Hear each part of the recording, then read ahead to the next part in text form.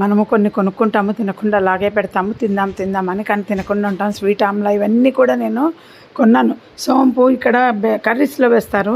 సరే మా పిల్లలకు టేస్ట్ చూపిద్దామని కొన్నాను. వేస్తే నచ్చలేదు. రోస్టెడ్ సోంపులాగా చేసుకొని తిందామని అలా అన్నీ పెట్టుకొని ఒకరోజు తీసి అన్ని పని మనిషికి ఇచ్చేసాను. నీట్గా ఇలా ఫాయిల్ పేపర్లలో రోల్ చేసి, ఇంకా మనం హోటల్ వెళ్తే మనకు సాస్ ప్యాకెట్స్ అన్నీ వస్తుంటాయి కదా, అవన్నీ కూడా కలెక్ట్ చేసి ఒకరోజు కొన్ని అయిన తర్వాత ఇచ్చేస్తానండి పని వాళ్ళకు. ఎక్స్పైరీ డేట్ చూసి తినండి అని చెప్పి ఇస్తాను. అట్లాగే ఇచ్చేయను.